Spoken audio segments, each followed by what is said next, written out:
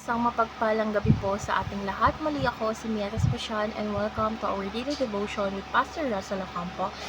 And today our devotion is the second day, or our second topic is all about remember God's faithfulness. So our scripture is all about Psalm chapter 77 verse 11 to 12.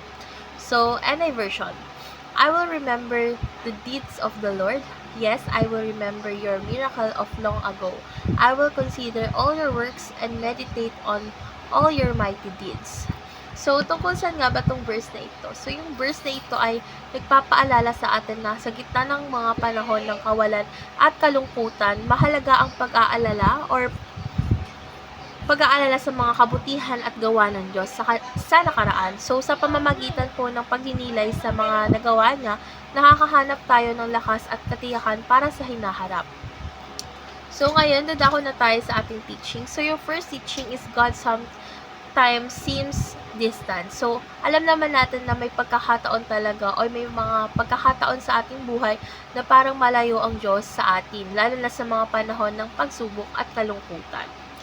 So, second is remembering the past helps secure the future. So, yung pag-alala kasi natin sa mga kabutihan ng Diyos para sa atin noon ay nagbibigay sa atin ng pag-asa at katiyakan sa kanyang presensya sa hinaharap.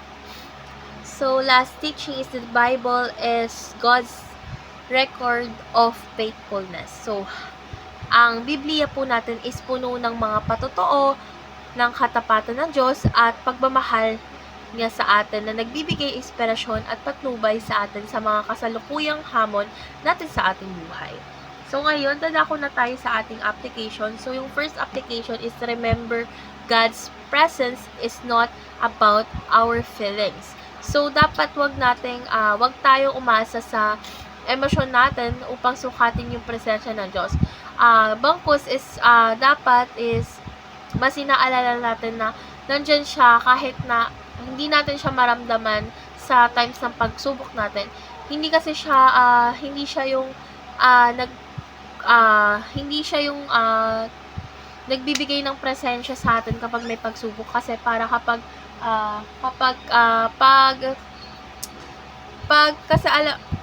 kasi alam natin na kasama natin siya is hindi na tayo matututo na sumubok o lumaban ng patas. So, parang inaasa na lang natin kay God lahat. Although, kailangan naman natin talaga i-surrender. Pero dahil hindi naman sa lahat ng pagkakataon si God ang a-action sa ating buhay, kundi dapat tayo rin a-actionan din natin buhay natin na naaayon din sa plano ng Diyos. So, second is, remember God's past faithfulness. So, dapat magkaroon tayo ng panahon para isipin or upang isipin yung mga pagkakataon kung saan naging tapat or nagiging tapat ang Diyos sa ating mga buhay. So, last application is remember God's work as recorded in the Bible. So, dapat basahin at pagnilayan natin yung mga gawa ng Diyos or yung Bible sa kasulatan sa ating Bible upang palakasin ang ating pananampalataya at magkaroon tayo ng lakas at knowledge and wisdom sa harapin nating hamon. So, ngayon dadako na tayo sa ating discussion. So, yung discussion natin, how does remembering God's past faithfulness help us trust Him more? So, para kasi sa akin, kapag inaalala natin yung mga pagkakataon kung saan naging tapat ang Diyos sa atin is napapaalalahanan tayo na ang Diyos ay hindi nagbabago. Katulad na lang sa akin na nagkakaroon ako ng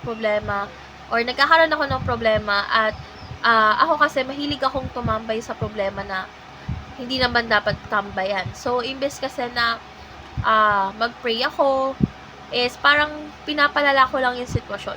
So, nung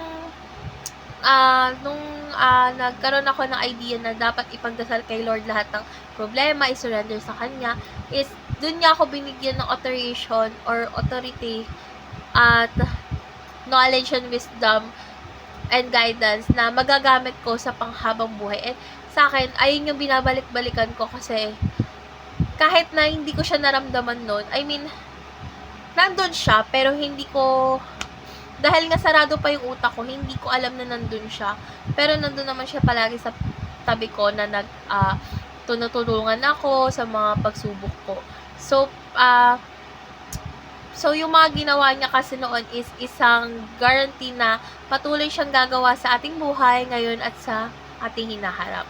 So, magdadasal na po tayo. So, Panginoon, salamat sa iyong katapatan at sa gawa mo sa aking buhay at sa nakaraan. So, bawat panahon ng pagsubok, tulungan mo akong maalala ang iyong kabutihan at pagkilos. Naway palakasin ng iyong mga naunang gawa ang aking pananampalataya at pagtitiwala sa iyong plano. Sa pangalan ni Jesus, Amen.